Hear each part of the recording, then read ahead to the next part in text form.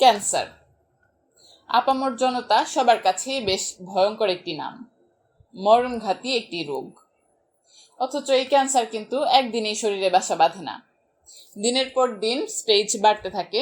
একটা পর্যায়ের পর যখন অনেক বেশি অসুস্থ আমরা হয়ে যাই, তখন কিন্তু এটি ধরা পড়ে, যখন আর চিকিৎসা বিজ্ঞানে তেমন কিছু করার থাকে না।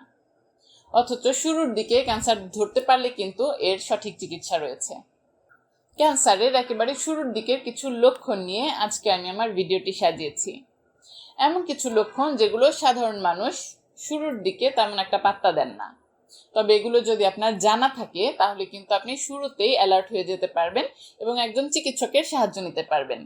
তিনি প্রয়োজন বোধে কিছু ইনভেস্টিগেশন আপনাকে করতে দিবেন, যার ফলে কিন্তু প্রথম স্টেজে আপনার রোগটি ধরা পড়ে যাবে এবং আপনি কিন্তু প্রপার ট্রিটমেন্টের আন্ডারে যেতে পারবেন।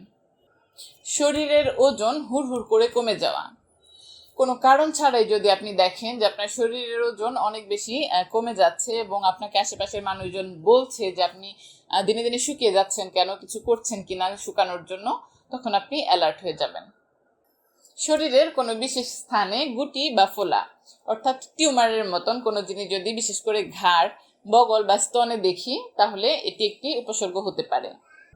দীর্ঘদিন ধরে কাশির মতন উপসর্গ বা গলার স্বর পরিবর্তন হয়ে যাওয়া, মলমূত্র বা প্রস্রাবের আপনার যে সাধারণ নিয়ম ছিল তা থেকে হঠাৎ পরিবর্তন, মল, প্রস্রাব, কাশি বা বমির সঙ্গে রক্ত আসা, শরীরে যে কোনো ধরনের ক্ষত যা অনেক দিনেও সারছে না, শরীরের তিল বা আঁচিলের রং, টেক্সচার বা আকারের পরিবর্তন, খাবার গিলতে কষ্ট হওয়া বা দীর্ঘদিনের বদহজম, এছাড়াও দীর্ঘদিনের অস্বাভাবিক জ্বর বা ক্লান্তি ভাব।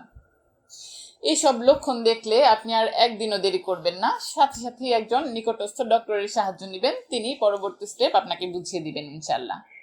ধন্যবাদ।